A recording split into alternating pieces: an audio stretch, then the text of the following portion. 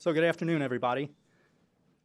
My name is Joe Mercies. I'm the CIO with the Law Department, and welcome to the Law Department. Hopefully anybody here didn't have too much difficulty getting through building security. We had several people helping everybody out in terms of getting in, so hopefully that worked out. A little bit in regards to logistics right off the bat. Anyone has to use the bathroom or wants some water, just walk out any one of these doors, and there are 2 glass double doors right outside this conference room. Just walk straight up, make a right, 4 bathrooms right there, and I think 4 water fountains as well, so no problem at all. So on behalf of the MITC and Gizmo as well, I'd like to welcome everybody. Great turnout. For those of you who don't know about the MITC, how many of you know about the MITC who aren't MITC Forum members? Okay. Municipal Information Technology Council, it's a group, an organization that basically serves city agencies, and we provide technology forums, just like this one. From a Gizmo perspective, you guys meet, I think, regularly in regards to the whole, GIS side of the equation, so you guys know what that's all about. But interestingly enough, for those of us who think that, the GIS side is important, and coincidentally, just today, I'm reading an article in Homeland Security News, and everyone heard about the Gulf spill, right? Where millions and millions of gallons of BP oil got spilled into the ocean, but they couldn't find, like, millions and millions of gallons after, after the accident. It dispersed, and everybody thought, oh, well, the oil just, like, vaporized or evaporated or came to the surface and, and what have you. But actually, the majority of it didn't, and they haven't been able to find it until today. And they used it with and they found it using GIS systems. It just so happens that it's located about 67 miles off the coast of Florida in the Gulf at the bottom of the ocean. So now they're going to have to figure out how to clean this mess up at the bottom of the ocean, which isn't that easy. But just an example of how GIS serves everybody, and they're finding all sorts of new and innovative uses for GIS. But enough from me. I'd like to introduce Alan Leitner, who'd like to say a few words, and then we'll continue on with the event and on with a lot of presentations. So thank you. Thank you. Yep.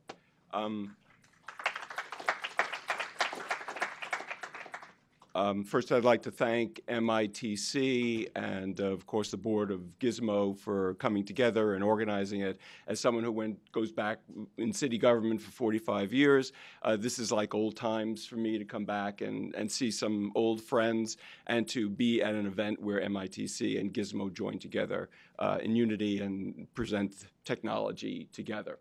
I'm on the board of directors of Gizmo, and also from the past, I was the first director of GIS for the city.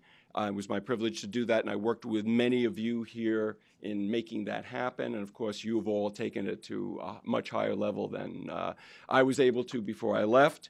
But speaking for Gizmo, I just want to say that this is what Gizmo does. If you're in GIS, you know that absolutely essential is collaborating and bringing people together and sharing data and sharing ideas, more so in GIS than any other technology field that I know of. So this is what we do, and we hope that in the future, those of you who aren't members, think about becoming members. It's really cheap. It's $20. If you're a student, it's free.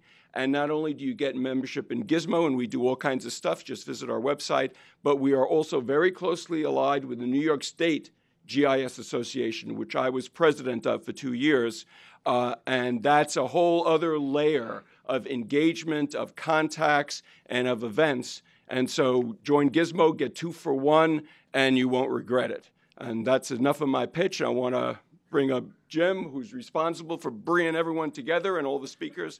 Thank you, Jim, and go to it. Great. Thank you, Al. So I am Jim McConnell. I'm the Assistant Commissioner for Strategic Data at New York City Emergency Management, and I was very happy when Al asked me to organize this event. So today you're going to be hearing from 14 agencies giving a lightning talk, which means 5 minutes, talking about either GIS, their GIS program, or a particularly innovative program that they're working on in GIS in their agency. And and I just, as you know, I mean, GIS is very well established now in New York City government, in the agencies, and actually Gizmo and MITC have been very supportive along the way to make that happen. And so just the mechanics are, I will be the timekeeper, so every 4.5 minutes I will stand up and start nudging the person to get off. Because we have 14 speakers, and you know, I want to be fair to the people at the end. So if you don't want it to run over, you know, people start walking out, et cetera. So we're going to get started. So our first speaker is Khalid Alamari from DEP, and he's going to be talking about his harbor survey. Good afternoon, everyone. My name is Khalid. I work for the New York City DEP, and I'm going to specifically talk about what we do at the Marine Science section, part of the Bureau of Wastewater Treatment Plant. What we do is basically we basically do water quality testing at the harbor, and this program started in 1906 with 7 different parameters and expanded to about 45 different parameters. And basically the project overview is I'm going to be talking about some of these items quickly. And what we measure right now at this time or this era is all these parameters that you see, including dissolved oxygen, bacteria levels. And we visit the site during the summer once a week, and during the summer starts basically June to September. And after that, we visit the site once a month. We have 40 stations that are permanent that started in 1906 and continued up to date. Other sites that you know, every year we have about 78 stations plus special projects, and we visit them and collect data. And this is kind of a shot of what we do on the site: collect data that in the tributaries and in open seawater. And we also have real-time stations. However, they're not online because they were knocked out during Hurricane Sandy, and we're in the process of getting it back online again. And basically, these are the stations. The 40 stations are permanent. The rest is constantly moving. And the reason they moved is based on regulatory requirements with the state and the feds. And these are the stations for this year. You can see these are the stations that we're doing. On the right is basically a map that we generated for the harbor water quality report. It's been an evolution doing the water quality report. First, it started as a booklet format. Then it moved to a PDF. And now we're in the process of having it online. We do have all these data on GIS. You know, we collected all these data from papers, from Excel sheets, from SAS, from various different programs, and we combined them in a single database. And what I did is basically right now they're in a form of geodatabase, and we're in the process of trying to build, going to the next level, which is basically create a web application for them, build a real-time web application for the station that we have about 6 of them that takes real-time data. And at the end, we want to share all this data with everyone. Thank you.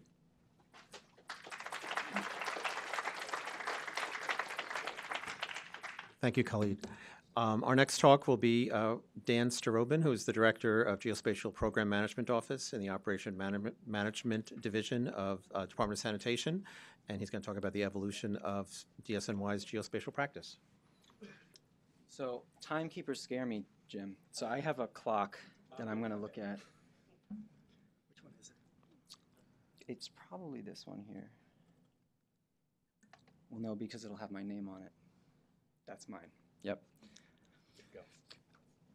Thank you. So as Jim mentioned, my name is Dan Starvin. I'm Director of Geospatial Program Management for the Department of Sanitation. And I would like to speak briefly today about the evolution of our geospatial practice. This is totally new to me. I'm going to use the classic thing. All right. So as I'm sure everybody here is aware of the old GIS model, our old GIS model at least was that it was very linear. It was business units would request maps of us, would request geospatial analyses of us. We would do some of this stuff, some data development and maintenance, some data analysis, some static map production, maybe some blend of those, and provide the product back to the requester. It's a very linear process. It's very ad hoc. There was no programmatic approach to anything. But recent advances in GIS technology, I would say within the past, say, 3 or 4 years, have increased awareness of geospatial data and of its utility to many different business units. Also, it's in conjunction with that, it's increased demand. Everyone wants now geospatial. Oh, hey, Amy, from Hunter. Everyone wants geospatial data, and the advances in technology now allow us to meet that demand in really interesting and exciting new ways. So I just like to blast through some of the things we're doing in like 1 minute because I have like 3 left. So this is a Blade Runner fleet monitoring application that was actually built by Critigen. That they're building it now. They're one of the GIS services vendors with the city. This allows real-time monitoring of all of our operations in the field. Any supervisor can look at any trucks they want. They can be alerted of when trucks are in garages, out of garages, at salt domes, doing basically anything. This is an application, again, these are all web apps that we've developed. This is a simple asset management application. We track our baskets, every single basket in the city. And whoever is looking at it can get counts of specific types of baskets within any sort of geography that we allow. We do desktop exercises where this is a survey that DEP is asking all the agencies to survey stormwater sewer outfalls on their property. So this is a simple application we created to allow that. Operations overviews. More operations overviews. These are all web apps that we can build in literally a half an hour, an hour with the data that we have. So we can be very flexible with what we're doing. Here's just a demo of using Esri's operations dashboard. This is near real-time operations monitoring. So see percent complete, plowing percent complete by any sort of geography. All different types of charts, all different cool data visualization we can do with this. Location tracking. This was a demo we ran, a pilot we ran. These green dots was a survey team we sent out to just drive around to see how this would work. We had a bunch of guys out there with their iPads, and we were actually just collecting GPS coordinates right from their iPads and streaming them into operations dashboard in real time. This is all stuff that we have right at our fingertips now.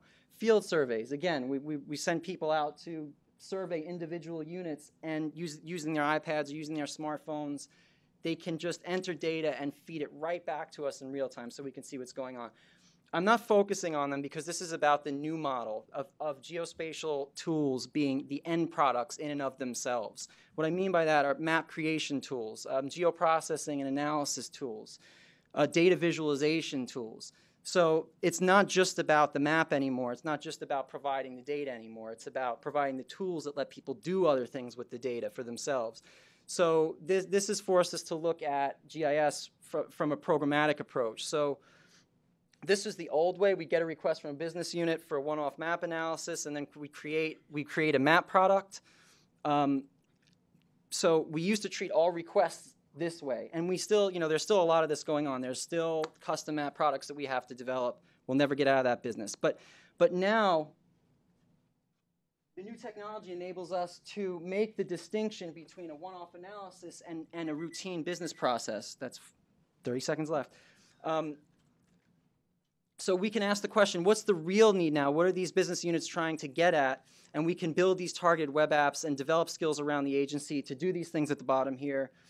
So our mission is to support development and maintenance of authoritative geospatial data, to make dynamic geospatial data widely available and accessible to everyone across the agency, internal portals for geodata and geotool discovery, and identify and take advantage of new opportunities around the agency, coordinating with IT, figuring out how we can work geospatial data and these products into existing enterprise systems, into planned enterprise systems, and also strategically train staff agency-wide, not only in the use of these web-based tools, but also we're teaching people how to use GIS desktop tools like ArcMap, things that were once for just specialists. We realize that people can understand the basic use of.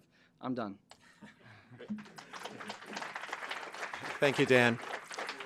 Next up, we're going to hear from Michelle McGinnis. She's the Deputy Director of the Geographic Systems Section at the Department of City Planning. And she's going to be talking about the future of PAD. Thanks, Jim. Dan's a hard act to follow. Okay, as Jim said, my name is Michelle McGinnis. I'm the Deputy Director of Geographic Systems at the Department of City Planning.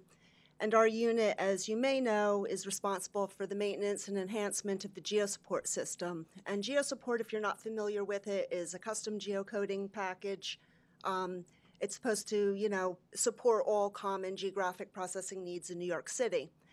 And it contains 3 primary data files: the grid file, which supports block level processing, the stretch file, which supports street stretch, and the property address directory, or the PAD file, which supports tax block level property information, such as property address, tax block and lot, and building identification number, or BIN.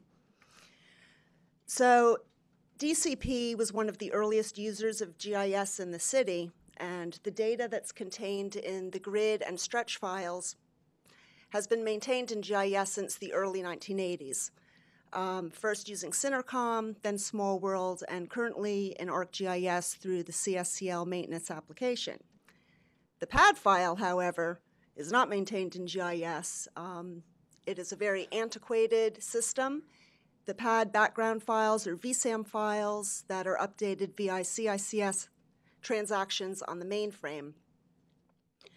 This system is very inadequate and cumbersome to use. It's difficult and inefficient for us to retrofit the system to include new data items as they become requested. And because there is no validation upon data entry, we have a lengthy validation cycle that leads to very infrequent updates of both PAD and GeoSupport. So I am here to talk to you about the future of PAD. Ideally, the maintenance of the PAD system should be a fully integrated system with other relevant agency data sets, such as DoITT's building footprints, the CSCL address points, Department of Finance digital tax maps, etc. In this ideal world, every time an update was made to one of these systems, it would kick off changes to the relevant agencies. So for instance, as DOF splits a tax lot, it should be able to notify PAD which building is in which of the new tax lots. And likewise, if we make a change to PAD, we should be able to kick off notification to DoITT, letting them know if they have to update a building footprint or an address point. Unfortunately, that future is not now because we don't have funding to proceed with this. So in the meantime, we're embarking on a new project that we're calling PAD GIS. It's a new maintenance system for PAD that has 3 primary components. One is to integrate the maintenance of PAD with GIS. The second is to pour all the data into SQL Server. And the third is to provide more frequent updates of PAD to our users through GeoSupport. So as a first step, one of our GIS programmers, Jasmine C., has written code to generate weekly change file reports that highlight changes for our researchers when there's changes in building footprints and building and tax lots. So this screenshot is highlighting a change in a tax lot that occurred. And this one is showing the merger of 2 building footprints into one.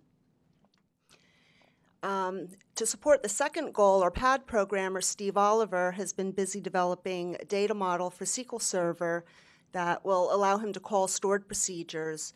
And the goal of the data model is to not only support our current functions and products that we produce, but also so that it's scalable for the future. And finally, once the data has been ported into SQL, we plan to make a cumulative PAD file with all the changes available to our users through GeoSupport. So we're calling this UPAD for Update PAD. I wanted to call it iPad, but, trademark issues. So this is basically a PAD Delta file that contains all the add, changes, and deletes to any BBL, bin, or address in PAD.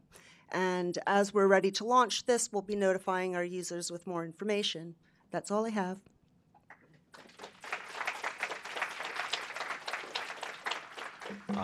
Thank you, Michelle. We're doing great on time. So our next speaker is Captain Michael Brady. He's the commanding officer of the GIS unit at the fire department, and he's going to talk about FDNY's GIS unit overview. Mike? All right, Mike, which one is it? How you doing? I'm Mike Brady. I'm the commanding officer of the GIS unit for the fire department. Just going to go real quick. I have a few more slides that I need to have probably.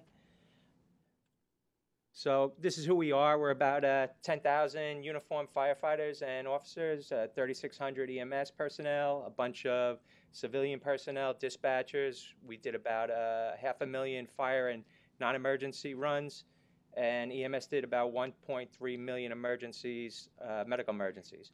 These are all the people that we work for, that we support with GIS. They all come to us for requests at some point, and it's growing every day.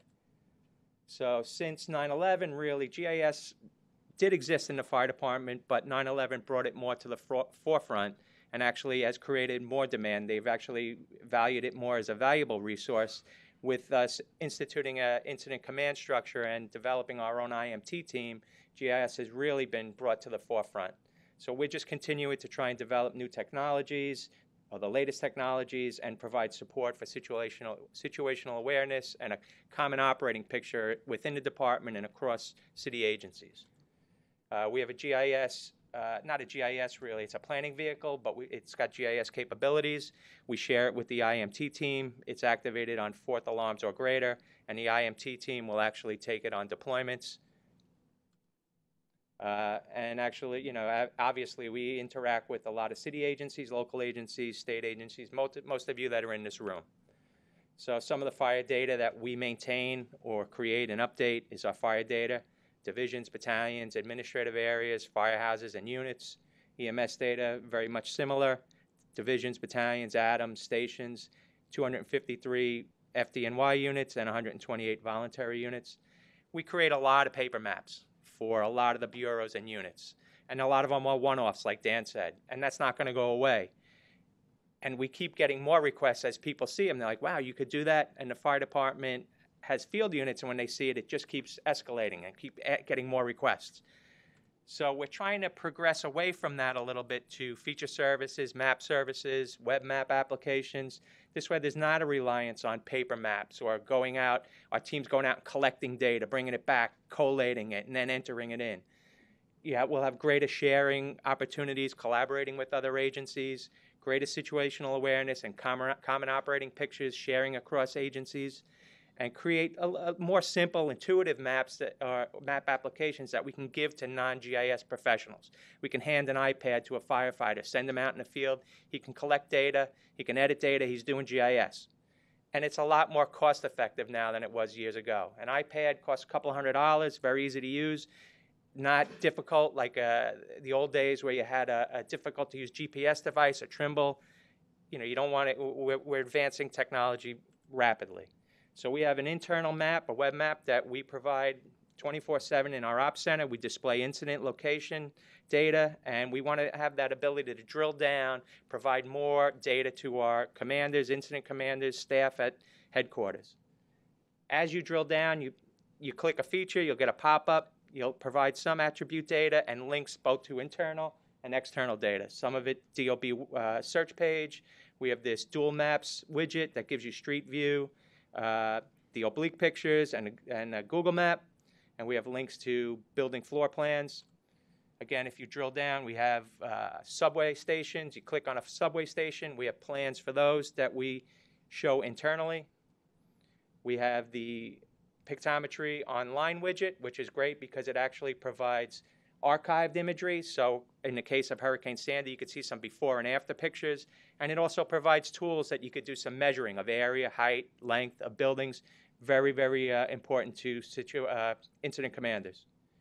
We also have internal data, our pre-incident guidelines, their pre-fire plans. And we do a lot of mapping of and pre-planning for special events in the city. These are a lot of the special events. There are about 100 in total, things that pop up between presidential visits and whatnot. So we create maps for IAPs. The Super Bowl last year was the biggest one, and that was the first one that we really started using map services. So what we did is create one service, published it on the Amazon cloud. We brought that into Penn Bay's product, the Envision Secure platform. We displayed that on desktops. We pushed it into ArcGIS Online, pushed it down to the iPads, out to the field, out to users with phones and then brought that same service back into desktop for paper maps. One source, one service, and then we actually served it up to people across agencies with secure usernames and passwords. This was the data model. We continue to do that every day with the special events going forward. The latest one's going to be NBA All-Star Game. Our fire prevention unit is actually uploading and georeferencing floor plans. They're converting them to PDFs that we're using to attach to building footprints and roll them out in the iPads and mobile devices. And our IMT team is actually using Collector to collect data, edit data, and this way they are all seeing the same data in the field, and the incident commander back at the command post or headquarters is getting a quick situational awareness or a size up via snapshot, a video. This was a drill they did at JFK, and they're making decisions away from the field, but actually getting real-time information back. That's all I got. Thank you, Mike. Our next speaker is Tim Calabrese. He's the manager of the Operations Analysis Unit at the Office of School Support Services in the Department of Education. Tim?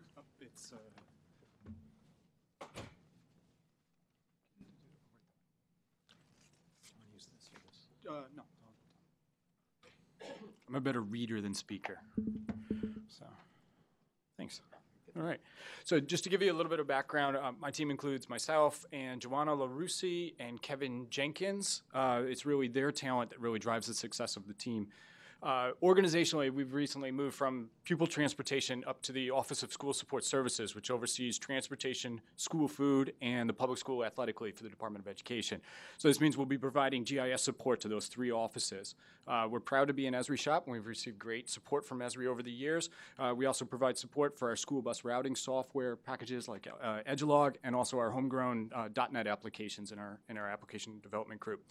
Back in November of 2013, my team gave a presentation about determining transportation eligibility up at the New York State GIS conference in Saratoga. And since then, our teammate Kevin has become the chair of the Transportation Professional Affiliation Group for New York State GIS Association. So keep an eye out for emails from him. We're really proud of our strong internship program that we have with Hunter College, bringing in graduate students to do QA work on our transportation eligibility program, and they get to learn a whole lot about ArcGIS and Network Analyst. I just found out from our CEO that he'd like to expand our internship program to SUNY New Paltz, so we're going to be working on the details for that coming up. In terms of GIS-specific projects, we've been concentrating basically in three main areas: application development, delivering maps through ArcGIS Online, and data analytics. So I'll talk about a couple of examples. Joanna LaRusi, she's really continued development of something that we've had for a while. Our Transportation's Office's map portal, an ArcGIS server-powered web map application built on the Silverlit API. This site allows our users to look at just about any spatially referenced data that we have in our department, on schools and bus stops and bus routes and students and stuff. It also serves as a mini data mart, so it allows users to perform queries and extract data that they can pull into Excel to use. This year, Joanna's enhanced the map portal to allow users to add their own data to the map. Specifically, it includes a widget that allows users to upload CSV files of GPS data from school buses, so they can compare the actual path of the school buses to the planned routes that we create in our school bus routing software. So the Department of Education doesn't have a standardized GPS protocol like lots of people would think would be a good idea. So we receive GPS data in lots of different formats. The widget is smart enough to accept different formats so that our users don't have to format the data themselves. Kevin Jenkins has been exploring field data collection using Esri mobile apps like Collector, and he's also been focusing on the delivery of web maps through ArcGIS Online as an alternative to paper maps, like lots of others. Last month, we were approached by the National Basketball Association to provide some logistics support. As you know, NBA talent will be in town next week for the All-Star Game, and they'll be running fitness programs or fitness workshops in 100 schools on Friday around New York City, the Friday before the game. So they asked us to help them get their players from the hotels to the schools on time. Kevin was able to quickly generate an online map-based dashboard, which included all kinds of information about the schools, what time they're open, what time they're closed, and also the routing information from the hotels to the schools so everybody knows what time to hit the road. Finally, we're really trying to push the envelope of the whole data analytics program at OSSS. We've been working with Tableau, popular data visualization software we use to explore large data sets and to create dashboards. From a software architecture perspective, Tableau and ArcGIS are very similar, even though it works with different data. So for us, the process of making maps and making dashboards is very similar, even though the tools are different.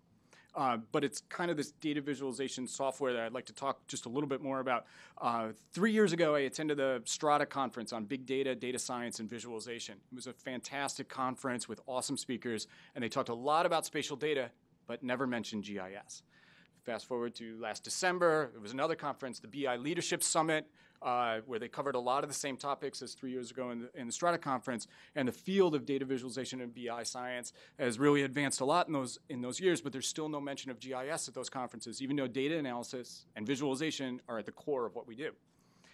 So between sessions, I talked to one of the presenters on why he thought that might be, and what he said is that since so many data visualization programs like Spotfire and SciSense and Tableau, they offer mapping out of the box, and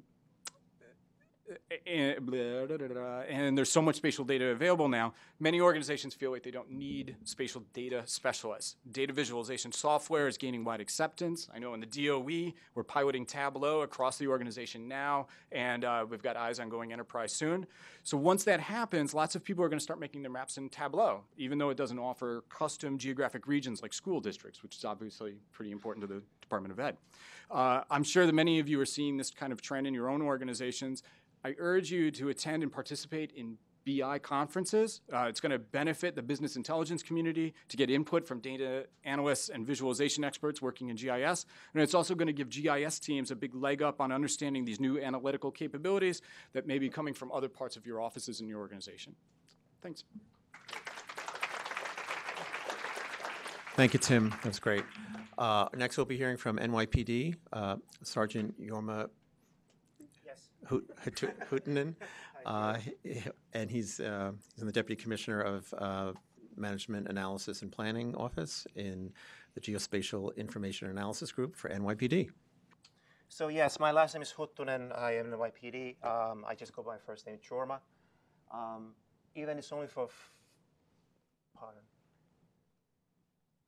forward or this. Here we go. Even this is only for 5 minutes, I might get myself in big trouble, talking what I'm talking here right now. So it's just a disclaimer that these are purely my opinions, what I'm going to talk about. I'm going to start talking about myself first and how I became a GIS analyst. This is me in a crime larceny pickpocket squad about 14 years ago. I was not really very good at what I was doing.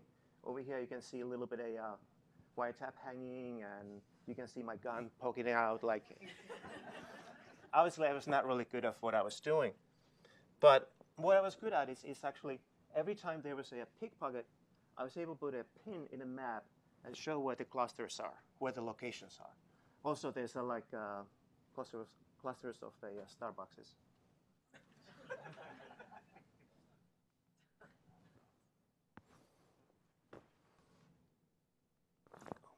Sorry about that. All right, so this is just going to highlight the cluster locations. It was actually started how we found our pickpocketers, where we arrest them, and all that good stuff. So my career started on making just push pins in a map. Then I was moved to headquarters, where I still work. And the first thing what I was working on is Operation Impact. And basically, the idea for that is we're placing our rookie officers to these high impact, high crime locations, and kind of let them wander around and see what's going on there. This started under Commissioner Kelly, and what our job was to find the right spots, right location at the right time, just to be cost effective. So this is one of the challenges. So here are Manhattan, you can see both highway here, 18 precinct, 14 precinct. And when I did my first map, here are the felony incidents in 2013. So basically, crime is everywhere. And that's kind of still the case in Times Square.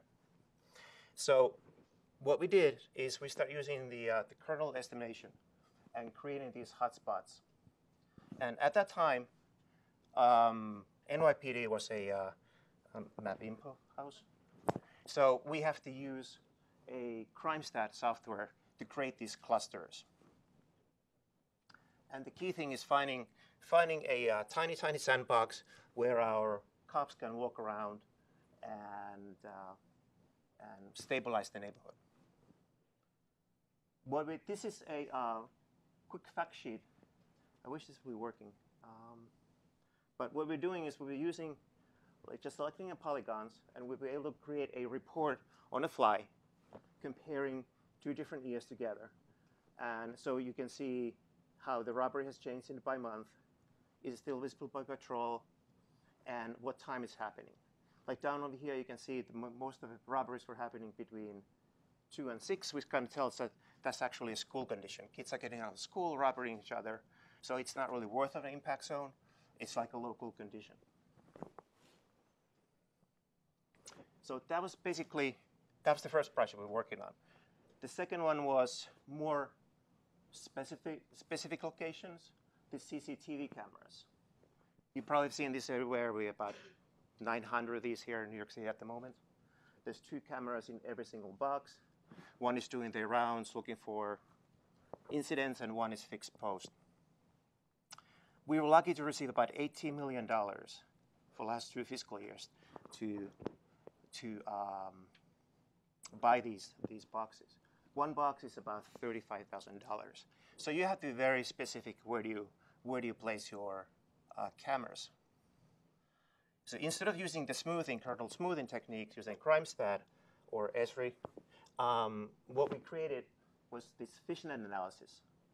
One of these boxes is about 100 feet by 100 feet. And what we did is we placed all the crimes in this fishnet, created a brand new attribute file. We took that in SPSS, run the frequencies, and it gives us a risk scores how to do it. And basically, that's how we did it. Thank you, John. Great. Thank you. Thank you, Jorma. Is Mike Porter here? Okay, great. So next we'll be hearing from Michael Porter, the Department of Health and Mental Hygiene. He'll be talking about using network analysts to optimize point of distribution staff assignments. So before I start, this is what I'm going to be talking about is how we optimize staff assignments for points of distributions or pods. And I just want to sort of say that this is work that I did, but I worked with a very large team. There were a number of people who were involved, some of who are here today, Susan Resnick and Seth Goodharts, as well as several other people in the agency. So what's a pod? A pod is the way that we distribute prophylaxis to a large number of people. The obvious example of when we would open a pod or open several pods is that if we have, for example, an influenza pandemic, and it's a way that we would distribute antivirals to the city, to the populace. And that's sort of an extreme example, but we actually open pods, fairly frequently. For example, if there's a Hep A outbreak, we'll open a pod to provide prophylaxis for those who are at risk for exposure. And when you open these pods, they're actually a pretty complex operation, and we have a whole team dedicated towards working them, towards organizing them.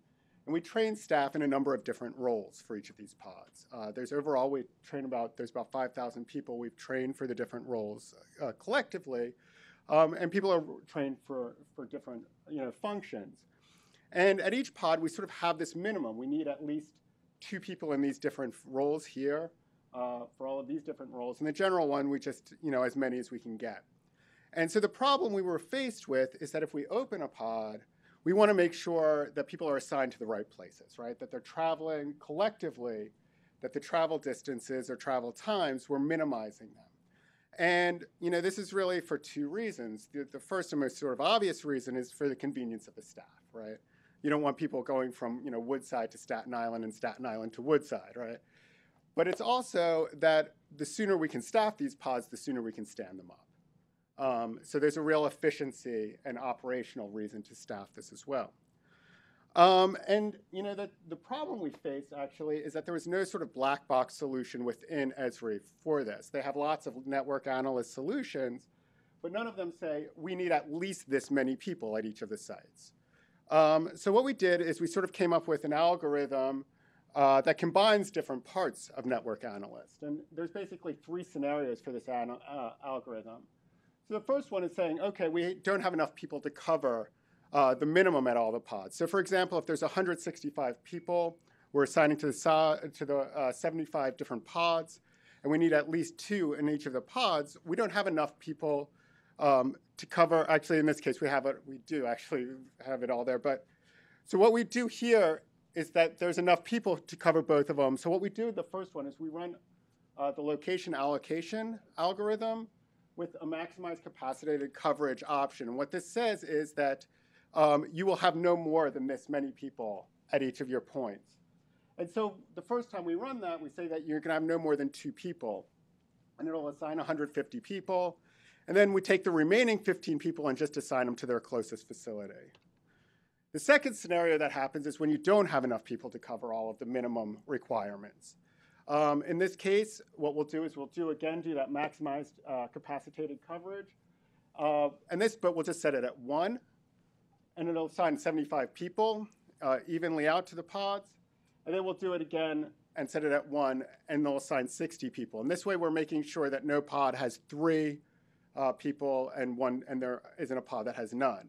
So that's the second scenario. And then the third scenario, and this really only applies to general staff, is that there's no minimum, and so we just assign them to the closest place. So we sort of put this all into a Python script, and I think it's always a good idea in a 5-minute presentation to include Python scripts. And we run it on a regular basis through our employee database. And this is what the results look like, and they're pretty good. This orange line is the general staff, and we could read that as almost like the optimum, right? This is really what you're going to get, the best case scenario, because we're just assigning them to the closest pod. But what we can see is that for most of our roles, between 80 to 90% of the people are going to a pod within 2 miles of their house, which is pretty good. And then we see for those 2 roles here that it's a little bit more, the lines are a little bit flatter, they're a little bit lower. And the reason for that is that it has to deal with the combination of spatial distribution of the staff and the spatial distribution of the pods. So we're having clusters of people where there aren't clusters of pods. And we're having low counts around certain clusters of pods. So it's a mismatch. And so we can also use this for diagnostic purposes. We want to train people for this role in this area. We got to test this for an exercise that was called RAMPEX. RAMPEX, we opened up actually 30 pods, or the pod team did. They opened up 30 pods. They simulated bringing prophylaxis in from the warehouse to these, and they staffed them up. And the follow-up survey asked, people, they said, how many people, if you were given, could report to on time if you were given an hour and a half to report, and so forth. And the results were pretty good. I know those people who reported and gave comments, none of them said it was too far from their home. So people were showing up on time. And I think I'm out of time. So thank you so much. Thanks. Thank you, Mike. Now I'd like to introduce Jacqueline Liu from the Forestry, Horticulture, and Natural Resources Division of New York City Parks.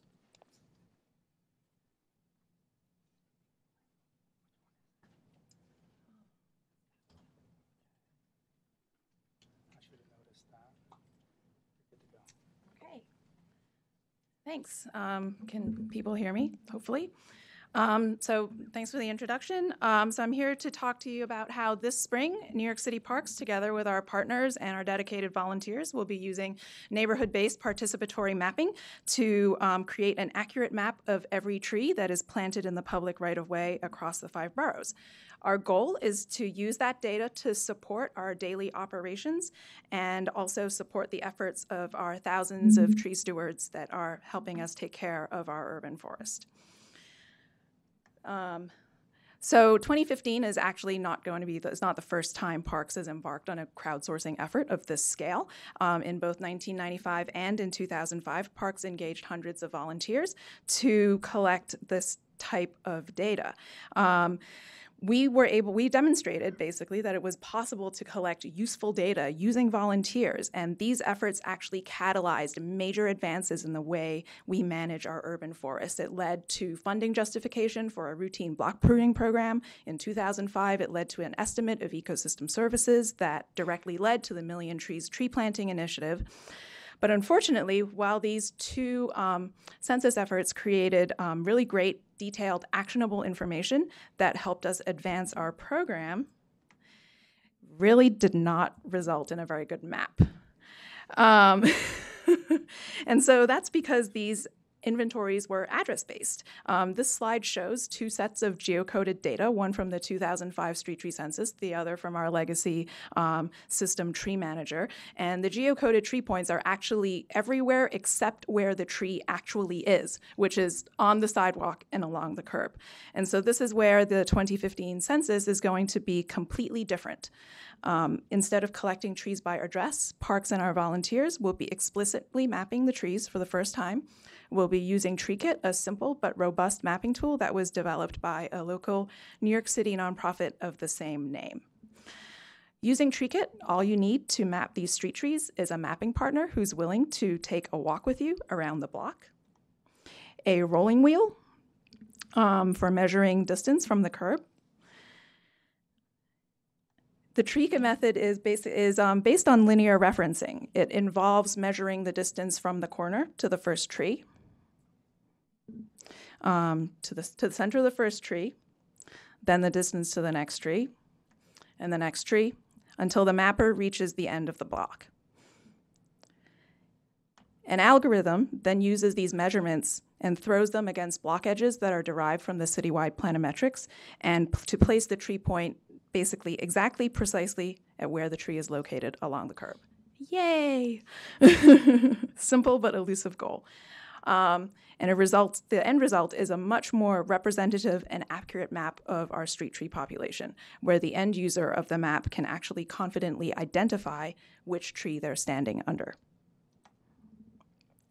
The TreeKit method is designed to do all the hard work on the back end in order to provide a simple, intuitive mapping tool that is appropriate for the widest possible variety of end users, which is the general public. It's simpler than a GPS unit, and I have a typo.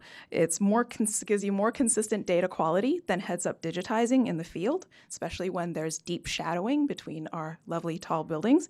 It allows you to collect this highly standardized, spatially accurate data with a minimum of training.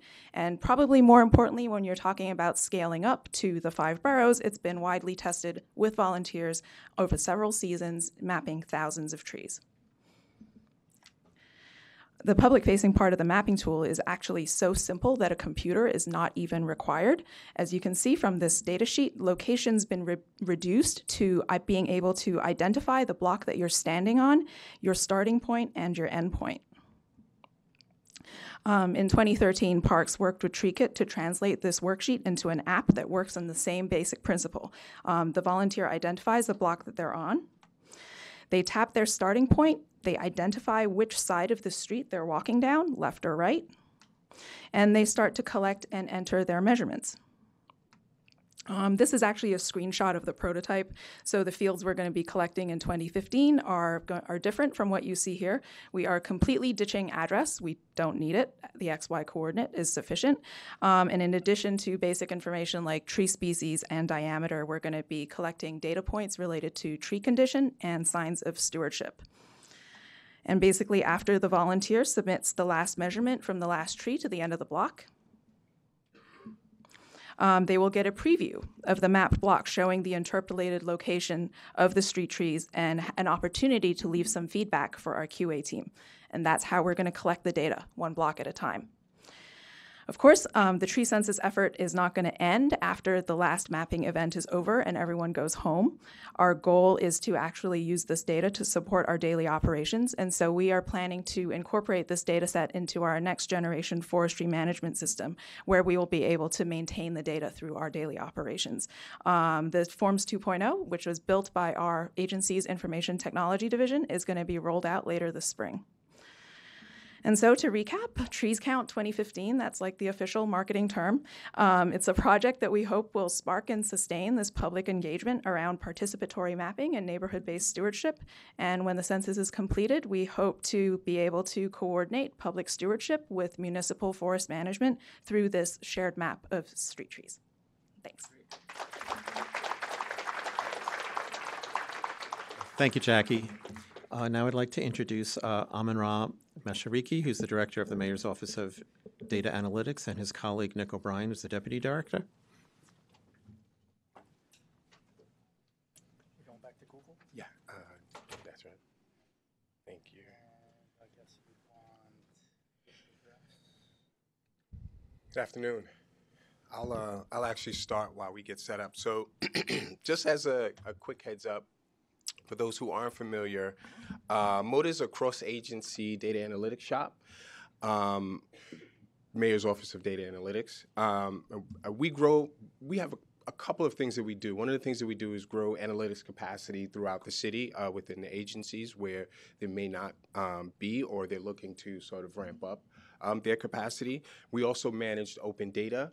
And with that, we also work with agencies to gain and store and manage their data as well, so that we can work on some of these discrete projects.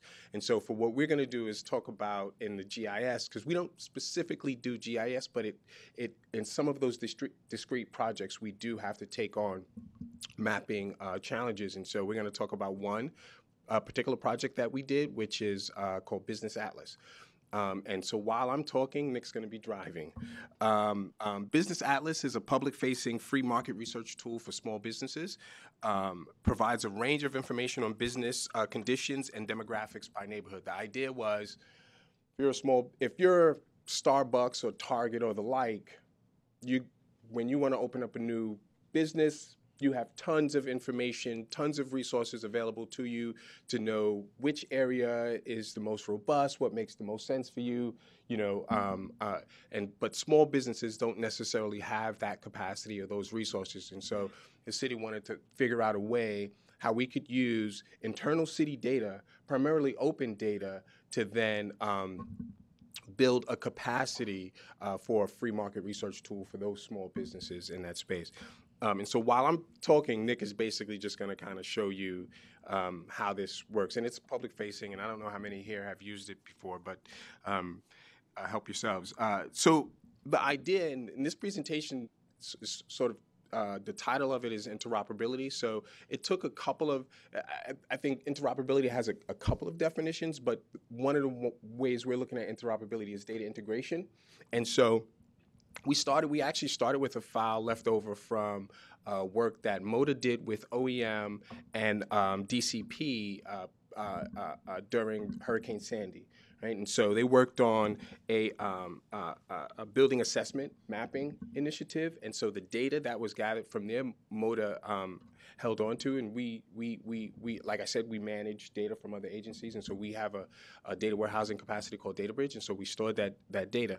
Now, so we have this sort of mapping data, right? And so what we needed to do was then take business information and then overlay it on this mapping data, which then would provide users with this sort of free market research concept. So let me just share some of the information that we did use to overlay. So for instance, we took permit data from DOHMH with regards to restaurants. This is all open data as well.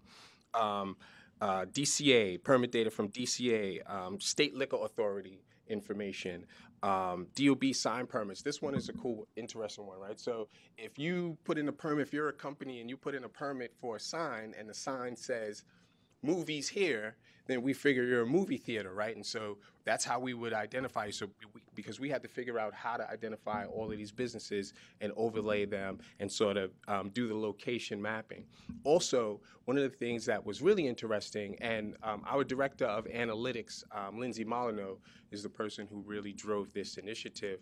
One of the things that was really interesting was that you had to use sort of common sense in doing this. You couldn't just utilize, a smart algorithm, right? So, for instance, if you had in the same location, someone had applied for, some sort of child care license, but literally in that same exact location, you applied for a liquor license, then you weren't the same business, right? That's probably two separate businesses, you hope. And so, it was sort of common sensey things like that that had to happen during this process because it was still the same location, so the computer wouldn't identify or the algorithm wouldn't identify. And so when you took all of this data, we got data from the Department of Finance, tax information, and when you take all of this data and what they did was put together a fuzzy algorithm, a fuzzy mapping algorithm that identified these different businesses and overlaid it on top of sort of the map and created a probabilistic fuzzy matching algorithm. So when you're talking about now moving into some of the things that's important to the city and important to the mayor in terms of the equity agenda, you begin to now think about, so how can you use this moving forward, this technology and this capability moving forward? One of the things we think about is you can actually use this, neighborhoods can actually use this to advocate for businesses to come into the area, right? So when I'm not going to name any names, but when a large company says, well, it doesn't make sense for us to move in that area, there's not enough resources, people are not going to purchase, and so on and so forth. You can actually use this mapping capability to say, no, that's actually not true. You have all of these businesses, you have all of this foot traffic, have all of this stuff, vibrant a business community going on. You would do well to come here. Also, small businesses can use the tool to go to the banks and show that neighborhoods are viable as well. So again, small businesses looking to grow and to build can use this capacity to show that neighborhoods are certainly viable. And the other thing that's really important for MODA moving forward is technology reuse.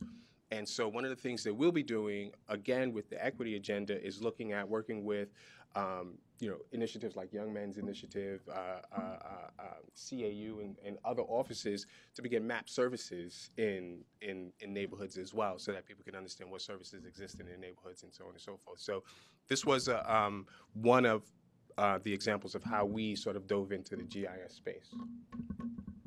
Thank you very much. Thank you, Amin. Thank you, Nick. Our next speaker is Hassan Adekoya. He's the director of the Geospatial Technology Unit in the IT and Telecom Division of the New York City Department of Transportation. Hassan.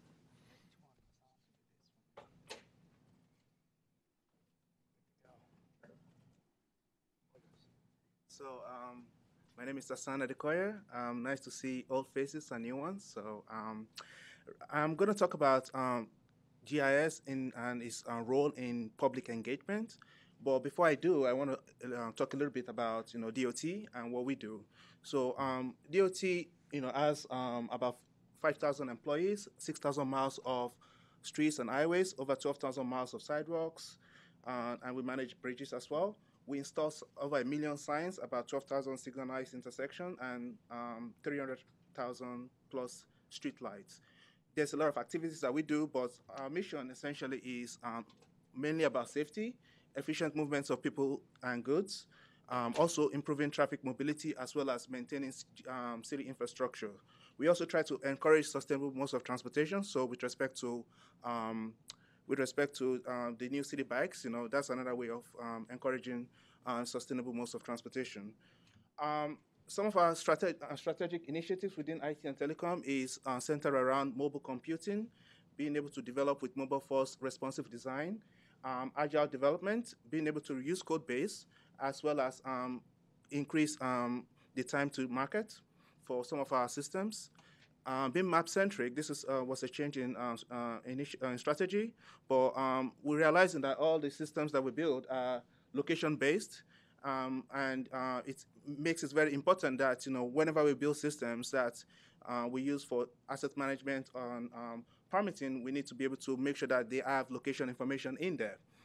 Resiliency is something that we also added recently on the account of Hurricane Sandy. I think everybody added that to their slide, to their strategic imperative. So making sure that you are able to be available on premises, in disaster recovery, and especially in the cloud. So combining all this, we are able to sort of service our clients. The state of GIS at New York City DOT, we focus on the infrastructure. So we are not just an Esri shop. We're an hybrid environment. We work on open and closed systems. So we use Esri, we use open source systems as well. And again, as I mentioned, we have our data centers on premise, but we strive to make sure that we also don't put all our eggs in one basket. So we have Amazon Web Services as well as software as a services on Mapbox, ArcGIS Online as well. Analysis, while we build this infrastructure, we provide analysis.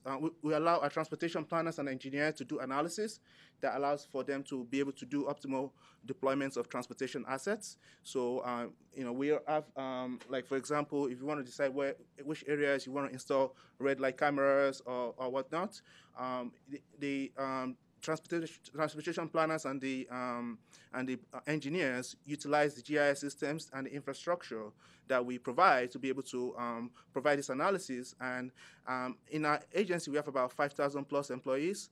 About 150 of them are GIS savvy. So every day there's some level of analysis that we are not even aware of that is being performed, from network analysis to spatial analysis. And we have to be very versatile to be able to deal with this kind of requests that are coming from our clients. Cartography is something that we also delved into, especially with our pedestrian wayfinding. I'm sure most of you have seen the wayfinding signs around the city. So that was a product of a team at DOT that especially made those maps and made them look very pretty for visitors as well as residents.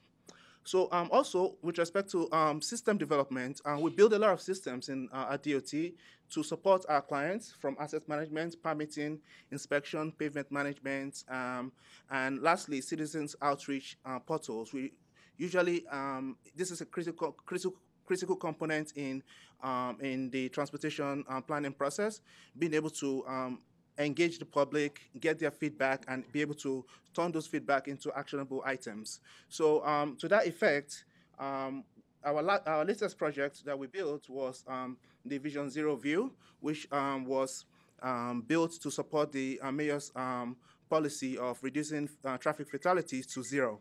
And we built the Vision Zero View to allow for the public to be able to look at traffic fatalities in the neighborhood and be able to quickly ascertain whether the neighborhood is good or not. So we built this in less than 100 days, and it was a collaboration between DoITT and DOT and the City Hall. What the Vision Zero View allows you to do is visualize, analyze, and summarize traffic fatalities. We use a lot of Python scripts to collate all these data sets to be able to create kernel density maps and be able to make that available onto our maps. We also provide summarized information about administrative districts, so that if you're trying to figure out whether your community district is safe or not, you can quickly take a look at it and look at the traffic crashes that has happened in your neighborhood, the kind of intervention projects like street improvement projects that have been done, and also the outreach that have been performed. So all those calls allows you to be able to determine whether your community district or your police precinct or your city council district is very safe. And the turnaround on this project, was really amazing, and it was done over the past summer. And all the data that we make available here, we try to make sure that it's available on the open data portal, so that civic hackers and the public can download the data, so that they can again dissect it and perform further GIS analysis on top of the data sets. Again, utilizing our strategy of our mobile first, the application is available anytime, anywhere, on any device. And you can visit the application at visiv.nyc. Thank you. Thank you, Hassan. So we're doing very well with time. Now we're coming up to our last three presentations. So I would like to invite Yuetsim Cheung. She's the Chief of GIS in Research and Management Analysis in the New York City Housing Authority.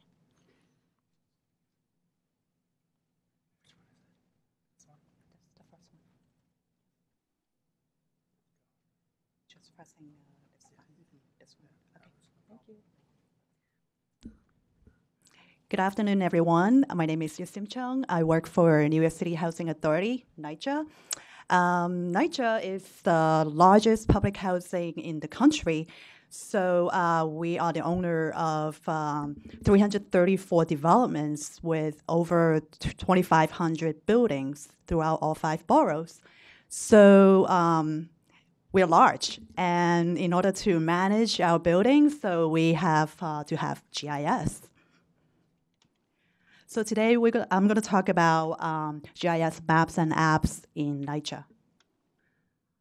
Paper maps, just like FDNY and sanitations, we have requests about paper maps all the time. And one of the paper maps that we produce every year is the NYCHA's official map. It's a 2 feet by 3 feet map that shows all the locations that we have throughout all 5 boroughs, as well as offices and PSAs, police service areas. Another set of maps that we also produce is hurricane evacuation borough maps. And we do these maps individually for each borough, and these maps show all those 6 hurricane evacuation zones from OEM, along with NYCHA developments. And a lot of our emergency personnel find these maps very helpful to enable them to find the developments that fall into any of these hurricane zones. So we also have smaller scale map, which is the NYCHA development maps. And these maps show each individual development with the residential and non-residential buildings, with the building numbers and house numbers. And based on these development maps, we have people who work in the development hand drew all those underground steam lines, as well as boiler rooms and fuel tanks, and they send them back to us in PDF format, and we just have to digitize them in GIS. So those are the paper maps that we produced, and NYCHA purchased ArcGIS Online last year, and we decided to, move forward with web maps and apps. And this is the homepage that NYCHA has on ArcGIS Online. And one of the web mapping applications that we built is called NYCHA Development Map. And this application serves like a one-stop map that shows all the NYCHA facilities that we manage. And a lot of staff find it, very easy to use. So now let me give you some samples of mapping project that we've been working on ArcGIS Online. Now this request came from our capital projects department and under the local law 11 unit. They just come to us and wanted us to create a map for them so that they can easily see what NYCHA buildings are having like 6 stories or above. Because by this local 11, local law 11, they have to inspect these buildings' exteriors every 5 years. So we did that for them. And not just a map, but they wanted to have some editing ability so that they can click on the building and it gives you like a pop-up window so that they can update all the information that they collect for each building. And so the managers, sitting in the office can easily see the status, right away just by the color of each building. So another request that came from Emergency Services Department, and they've been doing a lot of site surveys on the development ground, and they try to find some possible sites that they can install emergency equipment such as dewatering pump, generators. So this is the survey, and we built this through the GIS Forum. It's a very pre-formatted online form that you can use to collect data, which people find it more useful than the previous pop-up window. So here, after you collect all the information through the GIS Forum, you can display the information on a web map. And that's all I have. Thank you. Thank you very, very much. I would like to invite Colin Riley to come up. He's the Executive Director of the GIS Division at DoITT. Hey, Colin. All right, once again, good afternoon, everybody. Thank you for having me here. It's good to see both city folk and non-city folk, or I should say government. So once again, I'm Colin Riley. I work with DoITT. I head up the GIS mapping team there. Kind of this presentation is meant for both the city and non-city audience. First, kind of give an overview of sort of the service offerings that we provide at DoITT. We manage most of the geospatial repository for the city, those sort of enterprise data sets that are distributed throughout the city, and most recently are all available on the Open Data Portal. And if you check my blog, I've blogged about some of the different data sets and some of the ins and outs of some of those. We also provide geospatial services, both internally and externally. We do development, hosting, and we do provide technical oversight and guidance to other city agencies. So some of the data sets that we maintain and distribute, the orthos, we're currently working on the 2014 capture. We work collaboratively with New York State on this effort, and that's probably the only data set I think at this point in time that's not publicly distributed. We also, actually pictometry as well, excuse me. We also capture pictometry, the planimetrics, they're all available to the public. We're working on the 2014 capture, which is based on the imagery from the 2014, so those efforts are happening concurrently. We manage the buildings, the CSCL centerline, and address points. So a treasure trove of data that most of which is available to the public, but certainly all to city agencies. Just a snapshot of the planimetrics, and we're extending this this time around to capture the roadbed, the curb lines in a different way. So we're actually segmenting the curb line at the apex of the intersection so that agencies can associate their assets to the actual curb line. So that's one of the new features that will be coming with this latest capture. And we do application development, map-based, of course. And we have a business, a sort of client focus. Everything we do now is mobile compliant. We host and support everything we do, so we pay special attention to make sure that what we develop is ready for prime time, because we're the ones who get the calls at midnight if they're not. It's currently over 60 apps and services there that are available. And I wanted to sort of divulge into sort of what I see as what the map success factors are, right? So you're out there, you're building a map. You've probably seen quite a few, some of which may or may not meet these, what I call success factors, right? So you're going to embark on developing a mapping application. I suggest you have a purpose before you go out there and develop something, right? It's really important to understand who your audience is, right? So if you're building something with someone in mind, hopefully that's your target audience. At this point in time, you know, there's a lot of tools out there to build interactive mapping applications, many of which software as a service cost very little to sort of initially get up and running. And I find less is more.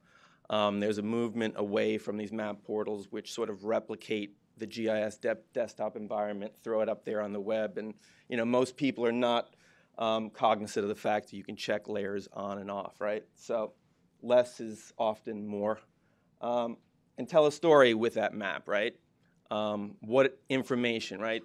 A map is just another communication medium, right? So if you're trying to convey something to the public, like a Vision Zero story, the success the city's had, some of the challenges it faces, try to tell a story with that map. Don't just throw a bunch of data on that map. And then, most importantly, make the data available to the public. Trust me, you'll have a lot less headaches if you do it that way, as opposed to the creative hackers that exist out there. So either you make it available, or they'll make it available for themselves.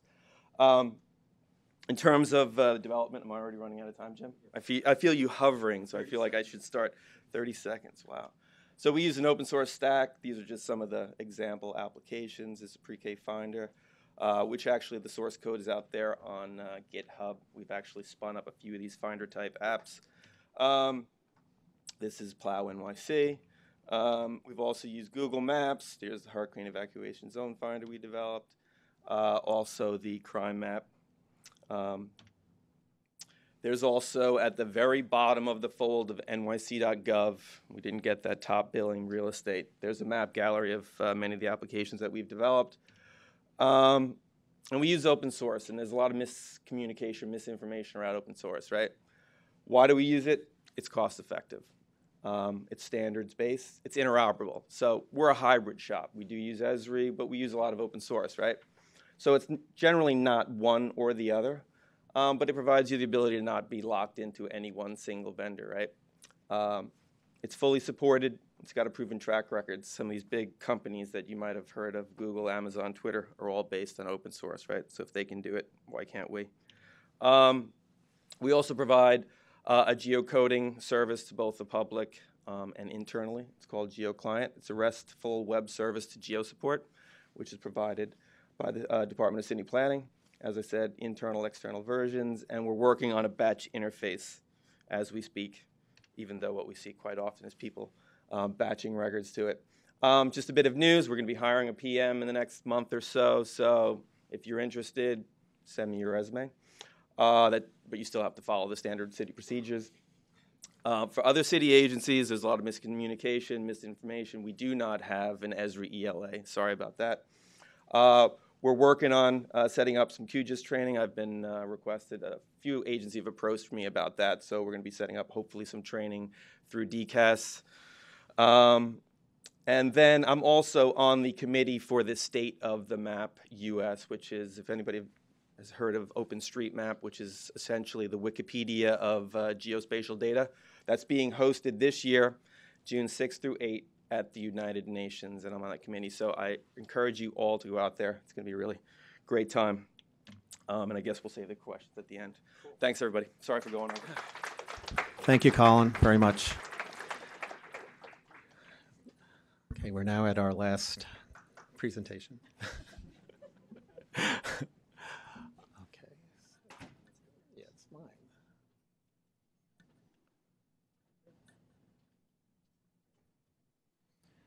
Okay, again, I'm Jim McConnell, the Assistant Commissioner for Strategic Data at New York City Management. That's actually the new name of our agency. It's the first time we're using our new logo, although we did keep the old OEM logo in the corner there. We're sort of, if you know John Mellencamp, when he started his career, he was Johnny Cougar, and then he had an interim stage where he was John Cougar Mellencamp. So we're sort of in the John Cougar Mellencamp stage right now. GIS for emergency management, I'm going to talk about the two aspects for the planning stage and then for the response stage. So I'm going to talk about our coastal storm plan, which in my mind is like the classic GIS project. So we start with the topography of the city, and I believe somebody once said topography is destiny. And certainly in terms of coastal storms, it is. So you start with the topography of the city, and then we work with the federal government, the National Weather Service, and NOAA. They have a program called SLOSH, which stands for Sea, Lake, Overland Surges from Hurricanes. And what they do is for all the harbors and basins on the East Coast, they do a series of modeling runs. So they do about 1,600 runs for each area where we're considered the New York Basin. And out of that, they develop areas that will be inundated by different types of hurricanes, both by category of hurricane and direction of the hurricane. So we take this information and then we even out the information so that the hurricane evacuation zones that we develop are run along public streets. We do this for public messaging purposes. So basically, it's evening it out. We take a few other things into consideration, such as if an area is only served by one bridge or the access is limited, that may affect what zone it ends up in as well. Then we look at all the critical facilities, and we're looking at both facilities in the evacuation zones, which would be areas that had to be evacuated, facilities that had to be evacuated, as well as facilities that are not in the zones, which become assets, particularly schools, which are used as part of our public sheltering system. We look at demographics in the area, try to find out the characteristics of the populations in the affected zones that would be evacuated. And then part of our evacuation plan, and you may know this from Sandy and Irene, we have 64 hurricane evacuation centers where the public can go if they don't go to friends and family. And if you look at these sort of purple organisms, for every evacuation center, there are up to 10 additional shelters that could be opened as needed on an as-needed basis. And then finally, for public information, as Colin mentioned, we worked with DoITT, and we developed this Hurricane Evacuation Zone Finder. It's based on Google, and Colin's team helped put that together, and we're very happy about that. Just one other thing I wanted to mention, our staff, we worked, as you know, we have new hurricane evacuation zones. We now have 6. And the reason we did that, it gives more flexibility to decision makers, whereas we used to have 3 zones of about 1 million people each. Now we have 6 zones, about 500,000 each. So the decision makers can pull the trigger much more carefully on areas that will be inundated. So, but a big part of what we do at our agency is help our responders at scenes. And I was involved in an effort a few years ago from the National Science Foundation, and the forum was about how successful response starts with a map. And it's been sometimes misquoted as disasters start with a map, which is incorrect. Successful response starts with a map. And so typically we give certain products to our responders who go out in the field. These are not first responders. Usually our responders get involved if more than one agency is at a scene and need some coordination efforts. And really a map is the best way to coordinate discussion about response and deployment. One of the main products that we use in support of our operations people, we have a watch command, which is our 24/7 operations. And so they're monitoring all the active incidents in the city. And if they need to have a lot more information about an incident, particularly if one of the responders is going to coordinate an interagency conference out on the street, they generate what we call our data packet. And the data packet produces 7 maps. You can see what they are, a variety of standard maps that would help the responders get the conversation going. We also have some optional products from DEP with the water supply and sewer system as well. Here's an example. I particularly like this map. This map was based on the spot elevations, and it shows after a water main break which direction the water would flow. So these are typical products that we get out in the field right away. Additionally, in addition to the maps, I should say, we create a number of tables which are also geospatial products. People don't realize that tables are also geospatial products. And so these are very important as well. I don't know if you can see this, but for example, we show the 5 nearest public schools, the distance from the site, and we have both the name of the school building as well as the school organizations that are in the building. And again, these can either be looked at as they potentially may need to be evacuated, or they could be assets, staging areas or shelters, whatever. Just wanted to mention a few new initiatives that we're working on. So we've developed in-house a geocoder that works on top of the geo support in the cloud, as well as the Google API. And I'm sure you must all experience the difficulties with geocoding and getting bad data. And it's particularly exacerbated during an emergency when people need to have the information back. So anyway, so this has been a great product in helping not just ourselves, but we can have our planners and our ESF coordinators do some of their own geocoding, which is very helpful. We've been working with Microsoft, their China Innovation Group, on building a dashboard. And so again, for our watch command and for our emergency operations center, it's a way of, at a glance, looking at what's going on. In this case, we're looking at, for a particular winter weather event, so you're looking at transportation, you're looking at weather, you're looking at schools, meals delivered, anything that might be affected by the winter weather. And this is, again, all of this data is geospatial. I think somebody once said that, about 85% of all useful data is geospatial, and I think that's correct. And also, lastly, I wanted to mention there is an initiative coming out of the Sandy experience, but we had identified even before then to look at how agencies can help better deliver data after an emergency. So we're working with the First Deputy Mayor's Office and there's a steering committee. Anyway, we're looking at ways that after an emergency, a lot of our data can be collected, analyzed, and used better by our emergency task forces. And that's that. So thank you. We actually finished 12 minutes early, so I would like to entertain the possibility of any questions if people, any questions came up, and I hope our speakers would be open to answering them. We have one down there. Go ahead.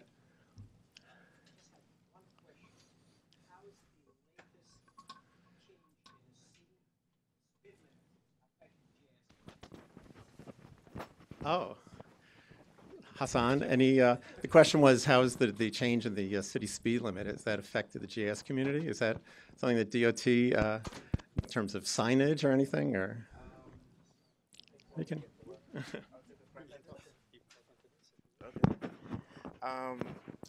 So it is affecting the city in terms of replacing all the signs, and but in the terms of the GIS community, there is no speed limit layer right now, so I think we are safe in that respect.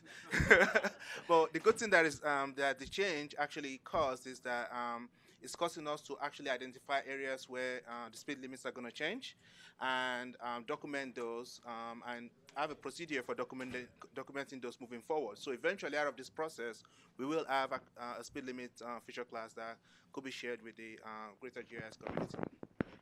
Great, thank you. Any other questions? Yeah, go ahead. Anybody working on 3D city models? Question is, anybody working on 3D models of the city? And we at OEM, or New York City Emergency Management, I should say, we've been looking at this issue for many years. There are 3D models available from various vendors. Our big concern is a 3D model that could really be used, in our case, for emergency response. So it has to be a model that can really hold all the data that we've gathered and we have available now in a 2D model, our GIS data and our floor plan data. So we haven't seen that yet. Do any of the other speakers want to talk about that? There are plenty of models, but it's, I think there's still a lot of work to be done on that.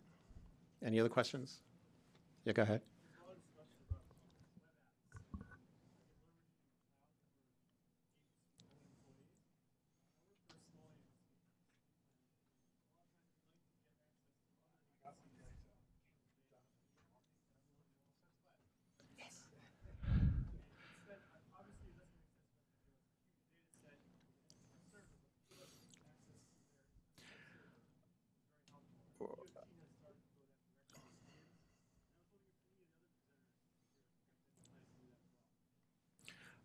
Well, I would say, first of all, that I think that's a great idea, and it has been.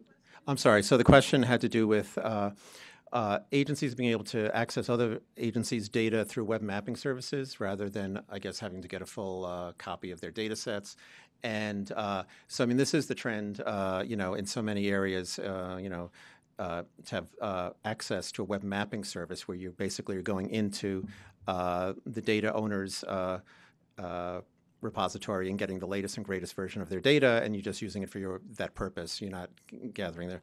So that actually has been something that was identified for the city as a whole, and I think we've made some stabs at that. We at Emergency Management, we've tested having a few smaller applications, web mapping services available, showing things like, a hot zone or a staging areas, things that you'd need to share with other agencies during an emergency. But I think a lot more needs to be done, and a lot of people in the city have been thinking about that, and we're hoping that we do get there.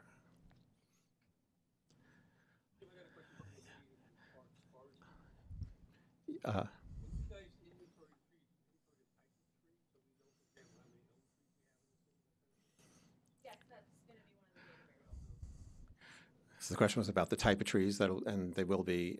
And so, I mean, do your census takers have to be trained to visually understand what tree, or do they take pictures or what?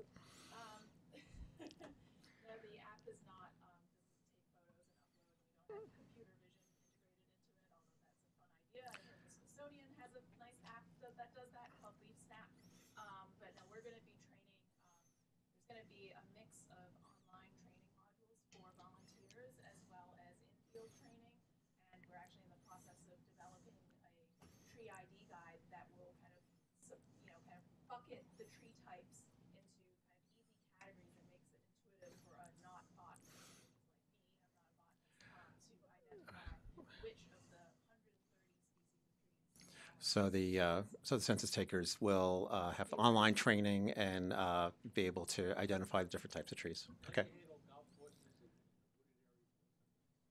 No, this is the street tree census. Yeah. We're gonna start there. Maybe the next one might be there's at least 3 times as many. So we're gonna start small with 630,000. Did I see a question over here? No. Any other questions? Well, I want to thank everybody, and I think, as you can see, different city agencies doing a lot of good work in GIS, and very innovative, a lot of hardworking people. And one more question. Yes, I believe. Can we post the name of the speakers on the Gizmo website subsequent to this so people can contact us? I think that would be fine with everybody. Okay, yes. Yeah, Joe. Oh, what you started. Did you want to say any closing words, Al? Or? Yeah, if you don't have the Gizmo flyer, get it. They're on the tables outside. And again, join Gizmo because we're going to hopefully do more of these kind of events. Hopefully you found them useful. And we really want to move on together as GIS grows in the city. And Jim, thanks again. Sure. Really great going. Welcome. Thank you, everybody. Thank you, Joe. Oh, you did?